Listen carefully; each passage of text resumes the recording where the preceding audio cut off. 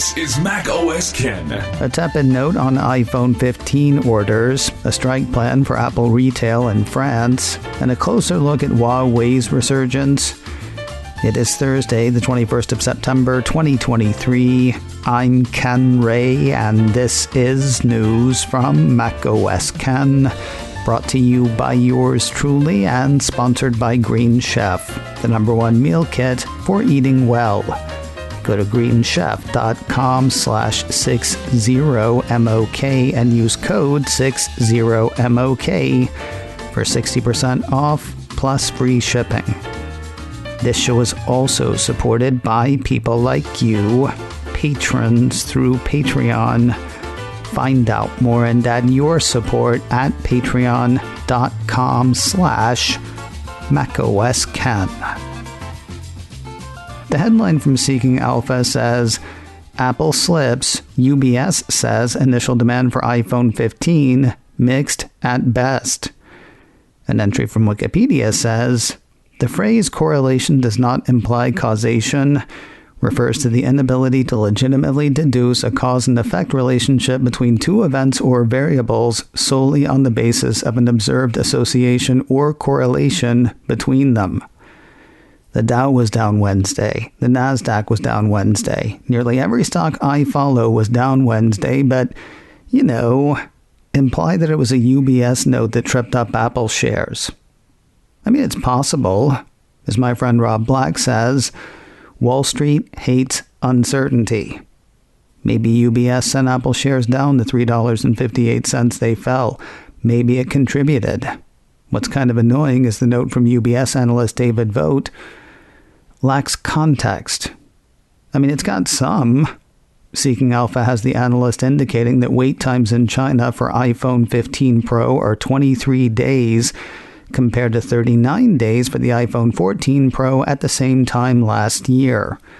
Vogt also noted that delivery times for the iPhone 15 Pro Max are not materially extended in the US, Germany, UK, and France between 38 and 40 days compared to last year when they were roughly 39 days at the same time for the iPhone 14 Pro Max. Okay, first of all, 39 days is literally right between 38 days and 40 days, so I'm not sure how we're saying that the times have changed. Second, waits should be shorter this year because this year the supply chain's not breaking under the strain of COVID.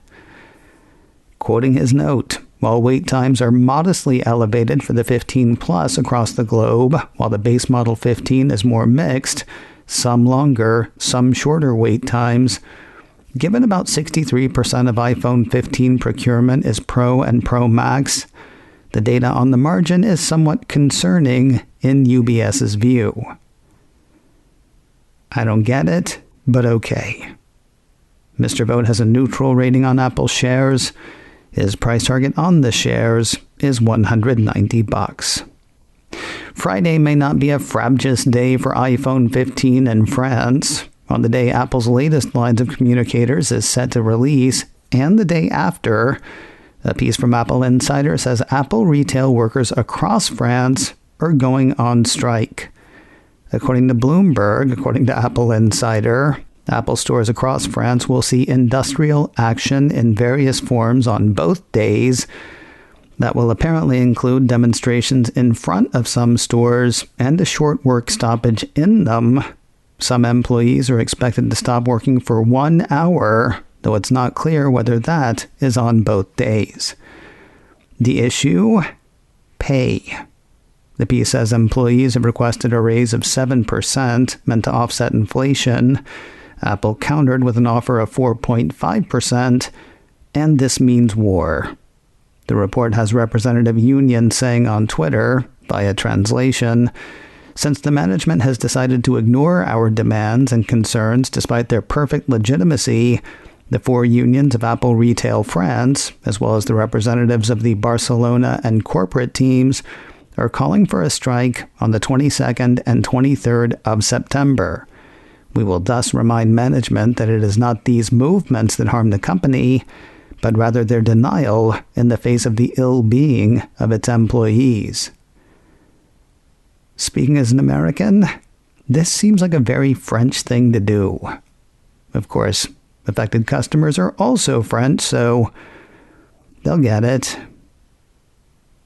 With the exception of the potential competition it might present for iPhone, I have to confess I haven't really been hip to what a big deal the whole Huawei story has been and continues to be. First, a piece from 9 to 5 Mac argues that Apple kinda made Huawei happen. According to that report, sales of the Apple and Huawei smartphones in China were both neck and neck and relatively low until the launch of iPhone 6 in 2014. This was the point at which Apple first made a larger screened iPhone in a market that very much favored them. The success of the iPhone 6 and subsequent models spurred Huawei to up its own game in the premium segment, and a combination of patriotism and lower price saw Huawei rapidly achieve dominance in the Chinese market. Huawei's lead peaked in 2020, driving down iPhone sales in the process. Then, Ragnarok for Huawei. The U.S. imposed sanctions on China, blocking the export of advanced U.S. chips to the Middle Kingdom. That meant no more 5G modems from Qualcomm and Broadcom for Huawei.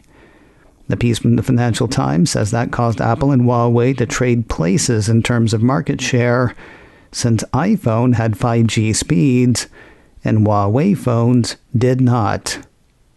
A year or so later, Huawei has apparently rolled a 5G solution of its own, and that is where this starts to look like a bigger deal. As the 9 to 5 Mac piece puts it, nobody in the tech sector understands how China was able to make its own 5G chips. This is still an advanced tech believed to be beyond the capabilities of Chinese chip makers. A piece from TechCrunch takes it a bit further. That site had U.S. Commerce Secretary Gina Raimondo indicating on Tuesday that the U.S. finds no evidence that Huawei can produce smartphones with advanced semiconductors at scale. The phone that put Huawei back in competition with iPhone, the Mate 60 Pro, is powered by a 7nm system on a chip designed by Huawei's chip division, HiSilicon, and produced by China's chip-making giant, SMIC. That is the part that stymies Raimondo. She told the House of Representatives this week that Commerce doesn't have any evidence that they can manufacture 7nm at scale. While everyone seems willing to say something weird is going on, nobody wants to say something bad is. U.S. National Security Advisor Jake Sullivan was asked at a recent White House press briefing whether Huawei's sudden advance proves that the U.S. export controls are failing or that they're violating those export controls. Sullivan said he would withhold comment on the particular chip in question. Still, in terms of that chip, he indicated that he and his would look to gain more information. More news in a moment, but first a word from today's sponsor, Green Chef. If you've tried HelloFresh, you already get the idea. Green Chef is now owned by HelloFresh, bringing you a bigger selection of meal plans from which to choose. With meal kits like these, there is usually one thing in particular to like. I mean, something in each dish that really shines through. For me, that has not been the case with Green Chef. The grain bowls, the salads, the chicken with basil pesto. Every bite of every dish I have had has been wonderful. Like, I expected to like it, but I've been amazed how great everything tastes. If you're working a particular program, Green Chef can help with recipes that help manage your weight and support your wellness goals. Sounds dull, really isn't. For me, Green Chef has been packed with fantastic flavors, combining surprising ingredients into sumptuous meals. And if you need guidance, every Green Chef customer gets a free session with their registered dietitians who can walk you through how to make clean eating work for you. Honestly, though, it's worth doing just for the taste. Go to greenchef.com/60MOK and use code 60MOK to get 60% off plus free shipping. That's greenchef.com/60MOK and use code 60MOK to get 60% off plus free shipping. Seriously, every bite I've had from Green Chef has been incredible. Try it yourself. Use code 60MOK to get 60% off plus free shipping at greenchef.com/60MOK. Put another pin in the Tap to Pay map. After a couple of months of testing, a piece from 9 to 5 Mac says the iPhone POS solution is live in Brazil. POS in this case stands for point of sale. The report explains the service lets vendors use an iPhone to accept contactless payments, whether with Apple Pay, physical cards, or other digital wallets. It is so interesting when technical problems go seasonal. Last year during snow season, Apple News was rife with stories about skiers and snowboarders accidentally triggering false emergency calls through crash detection on iPhone. Now, it is harvest time in New England. That means it's time for one of the region's biggest seasonal fairs, and this year, that means false emergency calls, probably through crash detection.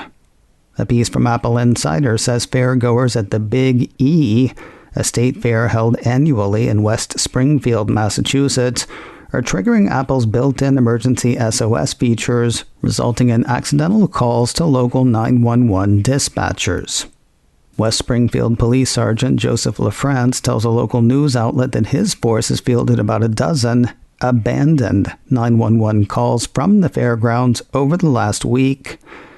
Kind of a pain since, even though they think they know why it's happening, they are police, it is an emergency call, and they have to spend time and person power tracking them down. If you're going on a jarring ride and someone in your party isn't joining you, Apple Insider suggests leaving your phone with that person until the ride comes to a complete stop and you can exit safely. And, as always, if you accidentally trigger a call to emergency services, stay on the line and let them know what happened, or answer if you receive a follow-up call. That leaves first responders free to respond to actual emergencies instead of trying to figure out where you got off to. And finally today, the start of what feels like an incredibly long tease. Apple TV Plus issued a press release Wednesday offering a first look at Season 3 of the espionage drama Slow Horses.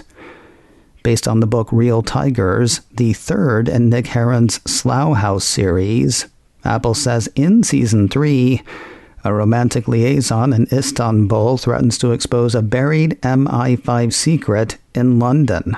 When Jackson Lamb and his team of misfits are dragged into the fight, they find themselves caught in a conspiracy that threatens the future not just of Slough House, but of MI5 itself.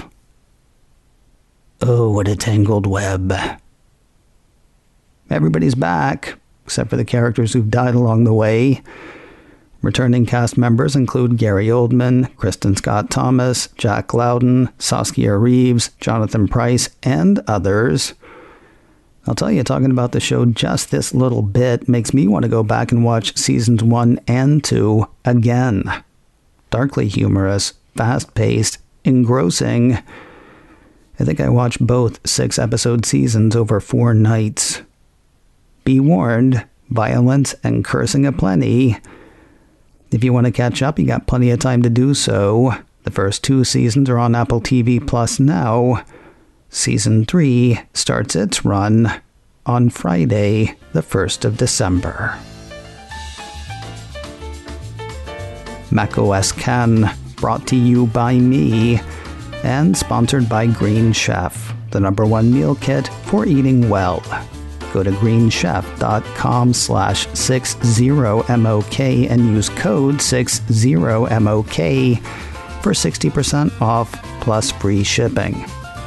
This show is also supported by people like you, patrons through Patreon.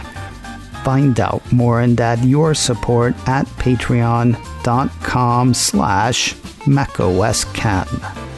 Advertising handled by Backbeat Media. Online at backbeatmedia.com. You can reach me a couple of ways.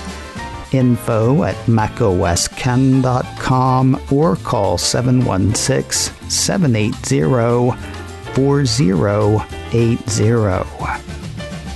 Until next time, that is news from macOS Ken. I'm Ken Ray.